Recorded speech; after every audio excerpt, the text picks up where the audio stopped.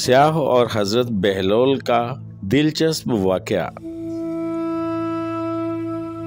ہارون نے اپنی بہت کوشش کی کہ کسی طرح بہلول پر گرفت کی جا سکے، لیکن اس کی حاضر دماغی، اس کی پر حکمت گفتگو اور عوام کے ساتھ اس کی قربت نے اسے اس کا موقع نہیں دیا۔ وہ اپنے جاسوسوں کو اس کے پیچھے لگائے رکھتا تاکہ اس کی سرگرمیوں سے باخبر رہے۔ کسی وقت سختی سے اس کی باز پرس کرتا، لیکن اکثر مشکل موقعوں پر بہلول ہی کام آتا۔ ایک بار ایک سیاح بغداد میں آیا، اس نے گھاٹ گھاٹ کا پانی پیا تھا، ملکوں گھوما تھا۔ جب وہ ہارون کے دربار میں حاضر ہوا تو اس نے خلیفہ کے وزیروں اور دانشوروں سے کچھ سوالات کیے، لیکن کوئی بھی ان کا جواب نہ دے سکا۔ ہارون اپنے مقربین کی نالائکی پر بہت شرمندہ ہوا۔ سیاح رخصت ہوا تو وہ اپنے مشیروں اور وزیروں پر برس پڑا۔ تم سب لوگ میرے لیے باعث ننگ و عار ہو۔ آج اس سیاح نے تمہیں کیسا عاجز کیا۔ یوں معلوم ہوتا ہے جیسے تم اس کے مقابلے میں طفل مکتب ہو۔ درباریوں کے سر شرم سے جھک گئے۔ ان کے پاس اپنی صفائی میں کہنے کے لیے کچھ بھی نہ تھا۔ عتاب شاہی اور جوش میں آیا، کل اس سیاح کو دربار میں طلب کیا جائے۔ اگر تم لوگ اس کے سوالوں کے جواب نہ دے سکے تو تمہاری سب جائیداد اور مال و متاع اس کے حوالے کر دیا جائے گا۔ ہارون نے دربار برخاست کیا۔ درباریوں میں کھلبلی مچ گئی، پریشانی کو کوئی ٹھکانہ نہ تھا۔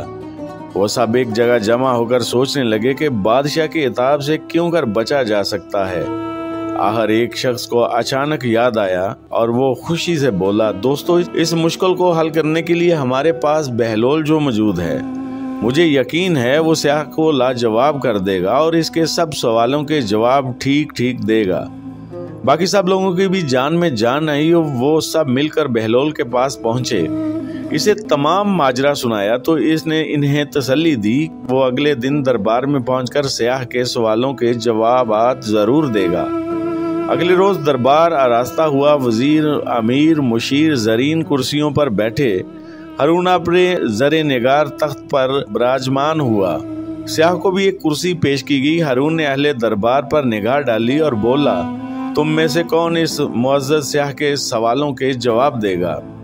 اہل دربار نے آنکھوں ہی آنکھوں میں ایک دوسرے کی طرف دیکھا کہ بہلول کا نام کس طرح لے، کہیں اس کا نام ہارون کو ناگوار نہ گزرے۔ اسی وقت بہلول کی آواز گونجی، یہ دیوانہ حاضر ہے۔ اہل دربار کو زحمت کرنے کی ضرورت نہیں۔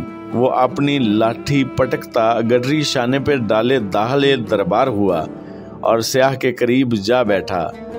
ہارون کچھ ہچکچایا، لیکن پہلو میں بیٹھے ہوئے وزیر نے اس کے کان میں کچھ کہہ دیا، جس سے اس کے چہرے پر اطمینان کی جھلک نظر آئی۔ سیاح نے بہلول کی ہیئت کے زائی کی طرف دیکھا اور قدرے تعجب سے بولا، کیا میں آپ سے سوالات کروں؟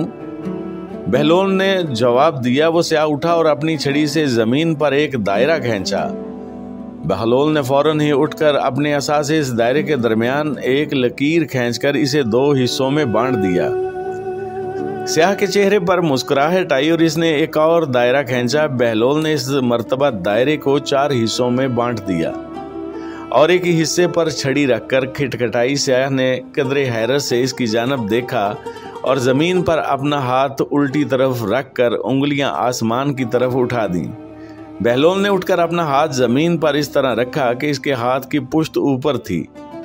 سیاح اپنی نشست پر آ بیٹھا اور توصیفی لہجے میں بولا، مرحبا، آفرین، عالیجا، میں آپ کو مبارکباد دیتا ہوں کہ آپ کے یہاں ایک ایسا دانش مند اور عالم موجود ہے جس پر فخر کیا جا سکتا ہے۔ ایسے شخص کی قدر کی جانی چاہیے۔ کیا بہلول نے تمہارے سب سوالوں کے جوابات ٹھیک دیے؟ ہارون نے پوچھا، یقیناً۔ اس نے کسی بہت عظیم درسگاہ سے تعلیم حاصل کی ہے، جو اس کے پاس اتنا علم ہے کہ میرے اشارے فوراً سمجھ گیا۔ بہلول مسکرایا، اس عظیم درسگاہ کا نام مت پوچھنا کیونکہ اسے سب جانتے ہیں۔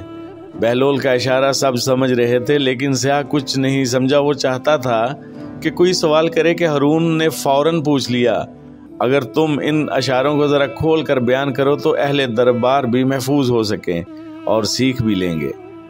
سیاح بولا، آپ نے دیکھا کہ میں نے زمین پر دائرہ کھینچا تھا، میرا مقصد زمین کا کرہ دکھانا تھا۔ آپ کا عالم فوراً سمجھ گیا۔ اس نے 2 برابر حصے کر کے مجھ پر ظاہر کر دیا کہ وہ زمین کے گول ہونے پر یقین رکھتا ہے اور اس کے اسرار و رموز سے بھی واقف ہے۔ اس نے اس لکیر کے حد کو استوا دکھایا جس سے زمین شمالی اور جنوبی کرے میں بٹ گئی۔ پھر آپ نے دیکھا کہ میں نے ایک اور دائرہ کھینچا۔